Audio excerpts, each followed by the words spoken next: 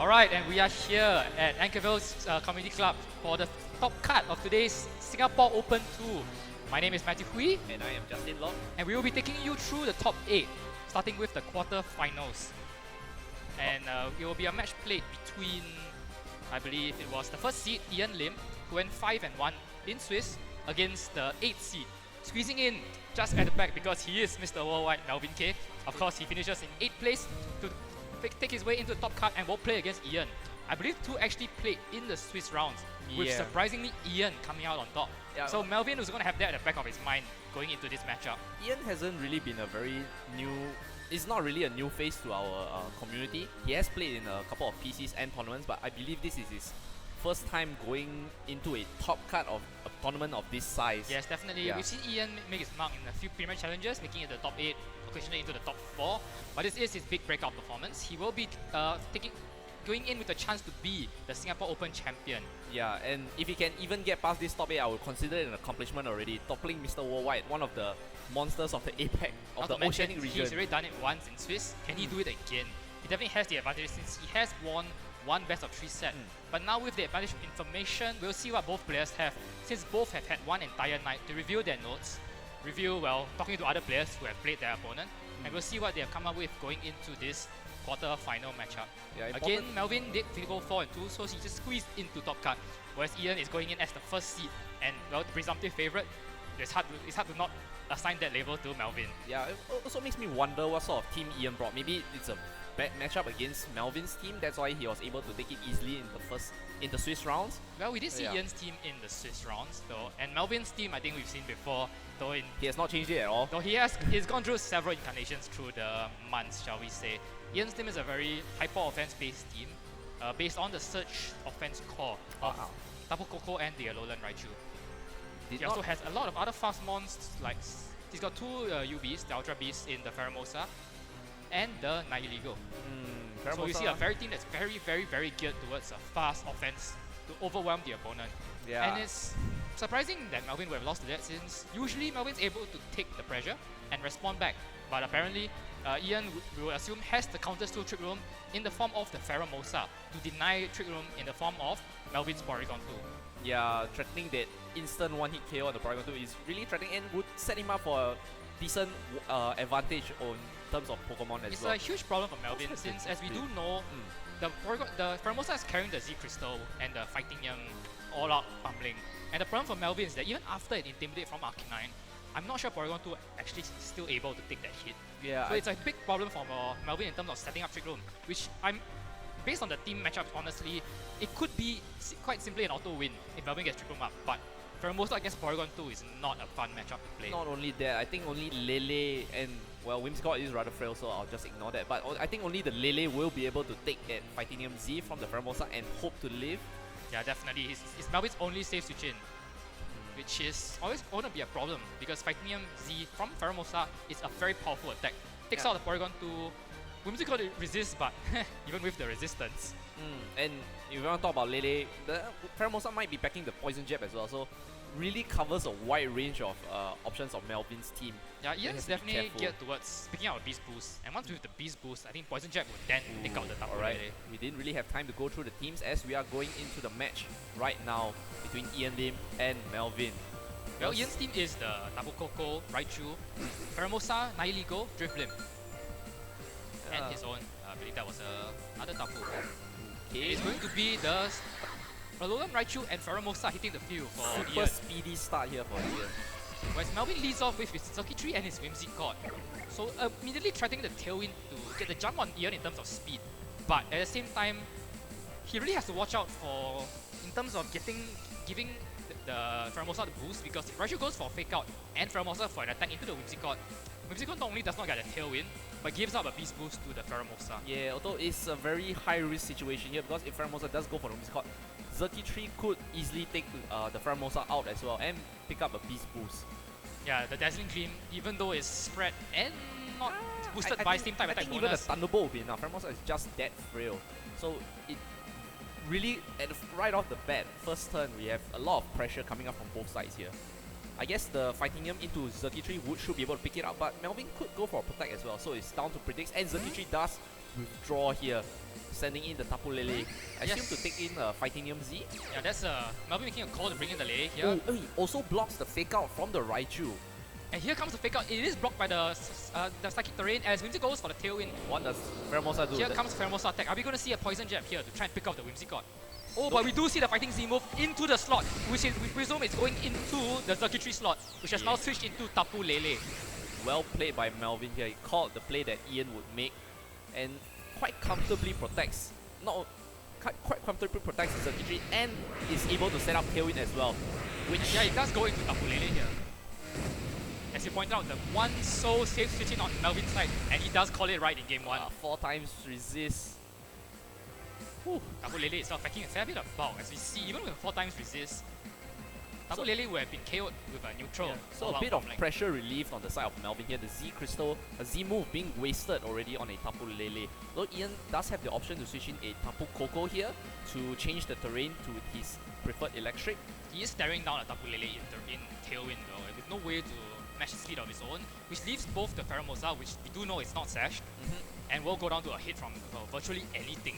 Yeah, do we know the item on the Raichu though? Because some Raichus do have, well, the sash is available, but could have that Psychium Z. Well. But, well, the Z move has been burnt, so that's really a non-factor as well. Yeah, but if it has sash, then maybe Raichu can stick around for a while longer. And the Circuitry does hit the field again.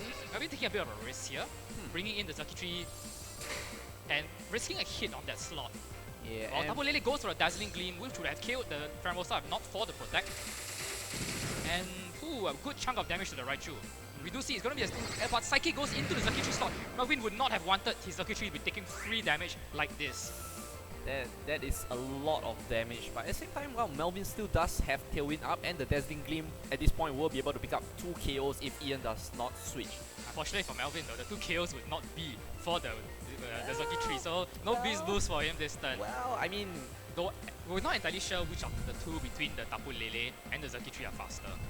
So he could yet surprise us with Circuitry moving first. I would assume that the Tapu Lele would be faster. Well, the Raichu does switch Here out. comes Nihiligo though, able to take a hit from both of these two Pokemon. Pheromosa As goes for Pheromosa the- goes for the double. Does not get it and should fall to this Dazzling Lele Gleam. goes for the Gleam, picks off the Pheromosa. And Ian might have given up a Beast Boost to the Circuitry, but Nihiligo has a high special defense, so it should take this fairly well. Yeah.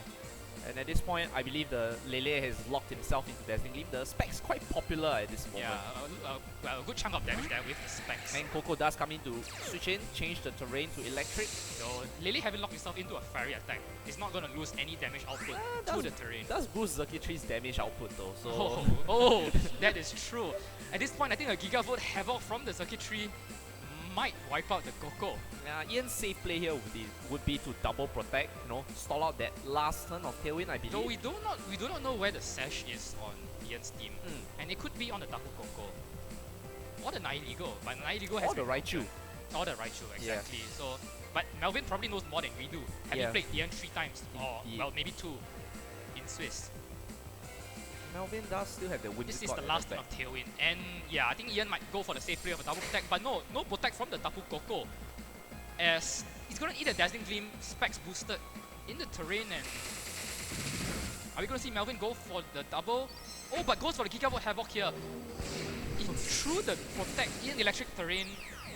Well, even if he goes for the Coco, even if he resists, I think it should be a KO at this HP range, boosted by the electric terrain as But well. if it goes into the Nihiligo, even with the protect, it is Gigavolt Havoc boosted by terrain. Yes. It's, well, this is not a calculation we Well, you can't go into the very Nihiligo, often. but Oh, okay. for his special defense hold out here, Just barely. just barely, hangs on in the red, as Coco will get a free attack of his own and will pick off Melvin's Circuitry. So Mr. Worldwide does go down, and Melvin will get a chance to send in the Whimsicott and set up Tailwind again. Yeah, although Ian does have one turn to take advantage of. Yeah, especially since Lele is locked into the choice specs, so unable to protect and go for the free Tailwind. Could be an easy beast boost for the Nihiligo here with the Slush Bomb. So Melvin is obviously incentivized to switch into what he has in the back. But then it again depends on what Melvin wants to preserve for the Tailwind turns. Is it the Tapu Lele or is it what he has at the back? Well, looking at what he has at the back, I don't think he wants them. They can really take advantage of the Tailwind. Arcanine, Mark, Porygon 2. Arcanine perhaps. Yeah. But yeah, if it's Mark or Porygon 2, then it's definitely coming in this turn to save the Tapu Lele. and possibly deny Nihiligo the Beast Boost. Ian still does have the Raichu at the back as well, so...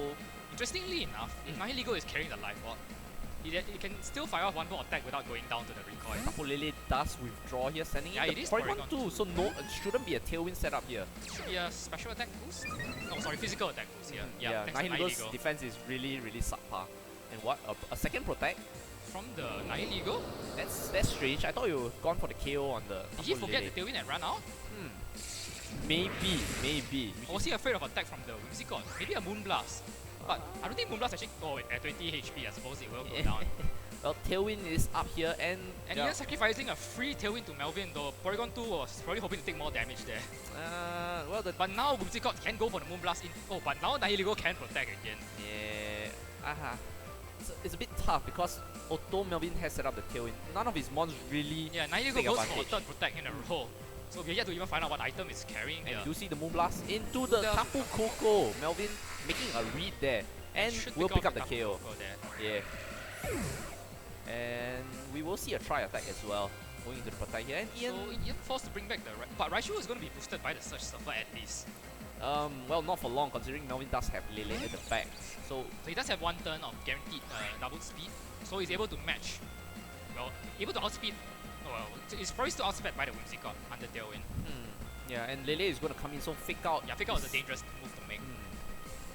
But the thing here is that even if you predict Fake Out, Melvin could just double attack with both his mons.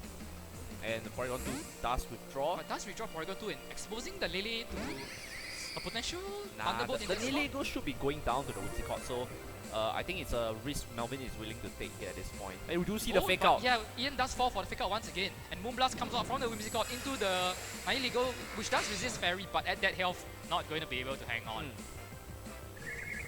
So it's a lone Raichu against the world here. And not in his preferred terrain for that matter. Psychic is Wait, arguably an okay terrain. We did see psychic damage from the Raichu on the Circuitry in terrain. Did almost 75, maybe even more than 75%. So yeah, I suppose Raichu does like to play in both the offensive terrains. It's just that he doesn't like to fight alone, I guess, at this point. Yeah, he needs friends around him, and all his friends have gone down here. Arguably though, I mean... Yeah, Ian does forfeit, and it will take us to a game 2 with Melvin up one game. A very strong game plan from Melvin, recognizing the speed advantage he has with the Tailwind, or rather the natural speed advantage Ian has, and the need for him to match it with his Tailwind. And at the same time though, he does have Porygon to try... He has two ways to match the speed. He can reverse the speed, or he can boost his own speed. And arguably, I think Ian was a bit too over-prepared for Porygon 2, leading with both Raichu and Pheromosa. But at the same time, you have to say that Ian did fall right into a bad game 1, a bad turn 1. And so it can only get better for him from here, because turn 1 went absolutely terribly for him. He faked out into terrain and all-out pummeling into the Lele. Yes. So no matter how game 2 goes, I don't think it can get any worse than that turn 1.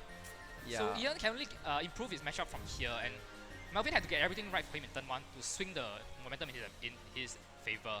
I don't think leading with Pheromosa is a bad idea for him though, because the Pheromosa has that speed advantage naturally, and if you leave it at the back, you could switch it into a very unfavorable speed situation with Tailwind up or with a Trick Room setup, and Pheromosa would just be you just go down very easily. But the danger for Ian is that, sure, you want to leave Pheromosa for the offensive pressure, but the problem for Ian is that Melvin's team is slower than his, except the Whimsicott.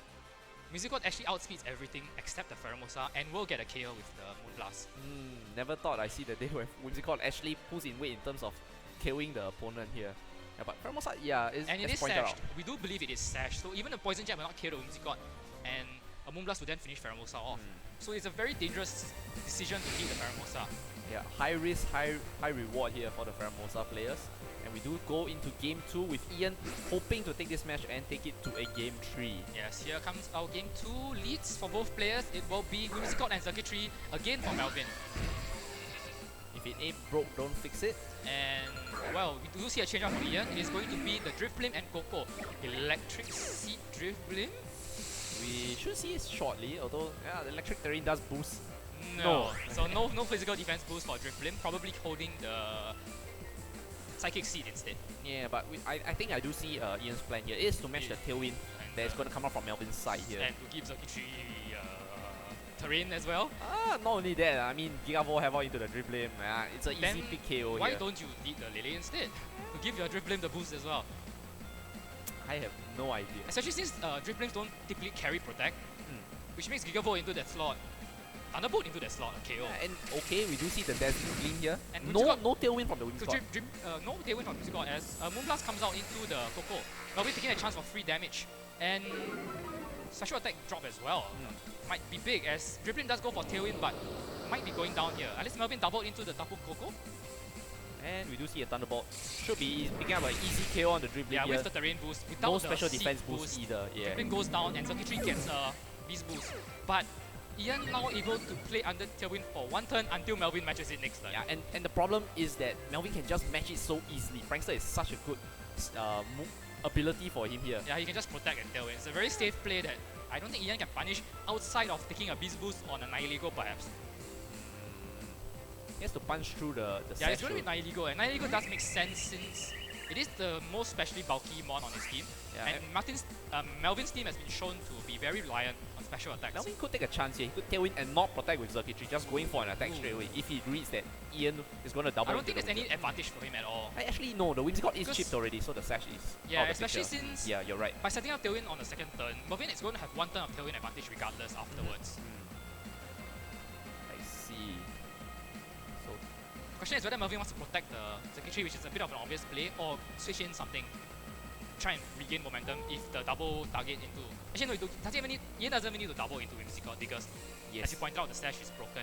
However, no Tailwind actually. no Tailwind for Melvin. Melvin going for Trick Room instead, perhaps. And might be leaving Circuitry open this turn. This could be dangerous. And Circuitry does go for Protect though. Melvin putting faith in this Porygon 2's bulk. Survive 2 additional turns it seems. As Dazzling Gleam does come out. Interesting play because by going for Dazzling Gleam, Ian would have given up a Beast Boost since the Whimsicott would have gone down before Nihilego could attack it. I suppose Ian there we do see the call the Circuitry to attack, so Melvin does make the right play by protecting. Yeah, there was really no reason for Dazzling Gleam there. Is he choice locked maybe? He did use Dazzling Gleam on the first That's true turn as well. actually. Yeah, maybe the Tapu Koko is choice locked after all. Well, we'll see further evidence of that next turn perhaps, since Thunderbolt does make much more sense next turn. Definitely. And Porygon 2 now threatening the Trick Room. As Nihilego goes for the Protect, I'm That's not a bit sure what he's strange. protecting against, especially... but does go for the Taunt, so definitely no choice specs. And Ian trying to deny the Trick Room on Melvin's side. But Gigavolt Havoc comes out for Melvin here. But Ian, I think, did call it by going for the Protect on Nihilego. And we did see the Gigavolt Havoc through Protect doing around 30 to 40%. Now with the Beast Boost, maybe a little bit more. Yeah, there's the electric terrain as well. So Nihilego I think should be okay to take this attack and still live. And the Porygon 2 will not be setting up Trick Room anytime soon. Does actually do more than half thanks to the Beast Boost. And Porygon 2 try attacking into the Coco and will pick up the KO. I think. No, not even quite. enough. Not and no quite. status for the Porygon 2 either. So Coco able to hang on for another turn. And we're still unsure what item the Coco is carrying. Yeah, no, there wasn't any life orb recoil. No life orb, not choice locked, and at this Berry? point no pitch berry either. Yeah, Maybe it is the Sashmon. that would be a bit unfortunate though. Yeah. So once again now Circuitry is the mind game of whether Circuitry is going to protect or not. And at this point I don't think Nihilego or Coco, they have to focus fire the Porygon 2 if they hope to take it out, which potentially can leave Circuitry to wreak some havoc and pick up even higher attack. Oh, but Circuitry does He play does go safe. for the Protect Yeah. here, recognizing that there's nothing Ian can do to KO Porygon 2 this turn. And Coco goes for another Dazzling Gleam, which will do a little bit of damage to the Porygon 2. Emphasis on little, thanks to the Moonblast drop we saw. Oh, and right the at Slash start. Bomb into the Circuitry. And Ice Beam comes out for the Porygon 2 into the Nihilego. And Tailwind does beat out for Ian's side, but Not really it much doesn't of a really difference. matter, since his 2 mons are naturally faster than Circuitry and Porygon 2. Yeah, so now Circuitry has burned his protect. I mean, I felt that Ian could have punished it harder. Thunderbolt into the Porygon 2. Oh, no Protect from the Circuitry here, so Melvin leaving Circuitry open. Ooh, I'm not sure Slash from KOs, but if it is Life Orb boosted, it should pick up the KO. And it does pick up the KO. Will we see the recoil though? I think that is Life Orb based on that then. No Life Orb for Nihilego. Oh, there is, yeah. There is the Life Orb recoil, which explains the KO. As Porygon 2 goes for another Ice Beam into the Nihilego slot, which should not KO based on the previous damage. But another Life Orb turn will take it out. Well, Melvin can choose to bring in the Whimsicott again. But with Porygon 2 to take advantage of Tailwind. No, I mean, it is the fastest thing now. Yeah, it could easily just pick up a KO on the Coco or Especially the since the Coco's terrain has run out. So Thunderbolt is not going to be KOing Whimsicott either. If Whimsicott has Dazzling Gleam, it's easy to hit. No, I highly doubt Melvin's carrying Dazzling Gleam. He's already revealed the Moonblast. But now Ian has to predict where the attack is going into. Yes. But then by protecting, you risk leaving Porygon 2 open for the Trick Room. I don't think he has much of a choice though. Because at this point, Whimsicott is going to take something. But Nihilego is going to protect. So Ian calling the Moonblast into that slot. Does Melvin punish with a Tailwind? No, because goes Dazzling Gleam here. So Whimsicott is going for the Moonblast. Which slots he goes into? Goes into the Nihilego, but Porygon 2 will go for its own Ice Beam into Tapu Koko to pick it off. Yeah. And now Ian has nothing on his team other than the potential Pheromosa to outspeed the Whimsicott. Yeah, I was going to say that a Trick Room could be coming out, but I have forgotten that the Taunt was on the Porygon 2, so it couldn't. Really worn off. Really? Well, I wasn't keeping track of that. And we do see it is indeed the Pheromosa here. Pheromosa has no choice but to go for Poison Jab into the Whimsicott or lose his Nihilego. But in that situation, he at this point, Ian has no choice but to pick his poison. If his Nihilego, his Pheromosa goes into the Porygon 2, he loses his Nihilego to the Whimsicott. If he goes into the Whimsicott, he takes the Trick Room. He has no choice but to leave the Porygon 2 open for Trick Room. Indeed. Melvin does have one more Pokemon at the back as well. And I think he has to deny the Trick Room here. But then you risk the switch to Lele at the back.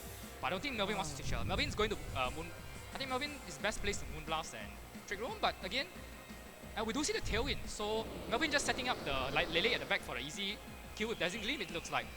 And we do see a Sludge Bomb come out into the Porygon 2, will not be able to take it out. And Pheromosa slower than the Nihilego?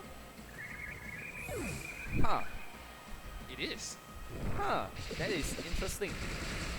I am astounded by the Pheromosa speed here. So all along, Whimsicott outsped everything on Ian's team.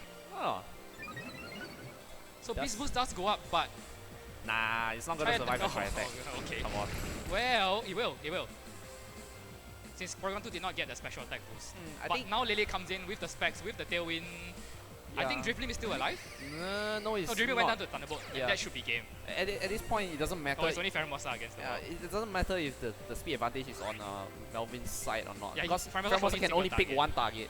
At this point, any attacks will be able to topple down the Pheromosa. Yeah, actually now that we know that Whimsicott outsped everything, I think it's actually a non-issue. Well, so Melvin takes the match 2-0. And a very interesting Pheromosa set for Ian, since I've never quite seen a Pheromosa that evades itself to we did see it did get an attack boost, so maybe it could be. Well, attack boost is if you have a plus attack nature, that's enough to get the boost. So maybe he invested in both of his offenses instead of his speed. Which is an interesting choice, but yeah, Nihilego moving before the Pheromosa. Yeah, that would sound likely. So Melvin upsetting. Usually it'll be a upset, but but that was a commanding two games series for Melvin over Ian. He saw his win conditions, which was control the speed in game 1, and in game 2 just lock both of Ian's less dangerous attackers in to try and waste Tailwind turns before setting up his Lele at the back to finish off Pheromosa. I think it's smart of Melvin to identify that his Whimsicott could easily pick up KOs and not necessarily need to support the team. Yeah, I'm not sure if he knew that Whimsicott outsped Pheromosa, but if he did, then yeah, it made sense for him to just keep leading Whimsicott and force Ian to react to that. He's forced to set up his own speed condition in order to stop Whimsicott from getting easy KOs. And in game 2, he was forced to keep Pheromosa at the back because Whimsicott picked up an easy KO there. Yeah. So going back to the Pheromosa being slower than Whimsicott, then leading with it doesn't seem like a good idea. But then that begs the question of why bring Pheromosa at all then? Because it doesn't really function well at the back either. Because he has nothing else to really shut down the Porygon 2. We saw he even dropped the Raichu from game 1. And at this point, I think it's safe to assume that it probably is the Z Crystal of its own. Psychineum? Maybe Psychium, maybe Alola Raichu. I have bad vibes from Alola Raichu. Yeah, the Stoke Spark Surfer, guaranteed paralysis, really good. I've never seen it paralyzed since, it usually KOs. Oh, okay, I was gonna say maybe it happened in Misty Terrain, but well, that too, yeah, could happen. Yeah, it's a good game to Ian and Melvin. Melvin moving on 2-0 and will face the winner of the next top card match we're about to put on stream, which will be between Lim Siwen and Thailand's own Jirawiwat Titasiri. So stay tuned.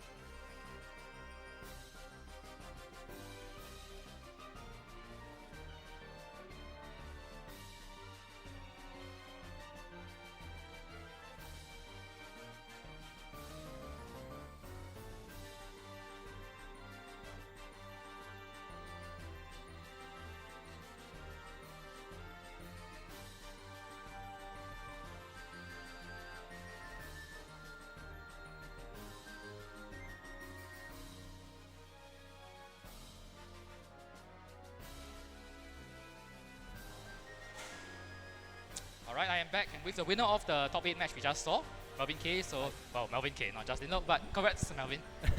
Another win for Melvin, moving him into the top 4, so good luck in that as well. Yeah, thanks. A very strong set there, and well, Ian is staring at us as well. Good games Ian as well, but unfortunately Melvin did have the stronger game plan overall. So, very well played set. I think in game 1 and game 2, you had a plan in mind to adjust to what Ian brought from the leads. Yeah, because we played in the first day, so I knew what he had, and I knew that he knows what I have. So I gotta play around more, unpredictably, and it worked out, I guess. Yeah, definitely did work out for you, since normally I think Ian does just insist, we saw him on stream, he does rely a lot on offensive pressure. But I think on turn 1 we saw him immediately go for the fake out and all out pummeling, but you managed to call that play and switch in your Lele. So managed to avoid all the offense he was throwing at you in turn 1, and slowly turn it around with your own tailwind to flip the tables on him. So moving on, I think you're going to play against the winner of Steven and Girard, so that match will be going on soon, so good luck in that as well. Thanks. And we'll see whether Melvin can extend his lead on top of the Oceania Championship points table. So good luck, Melvin, Okay. and we will see you next round for the next top 8 match.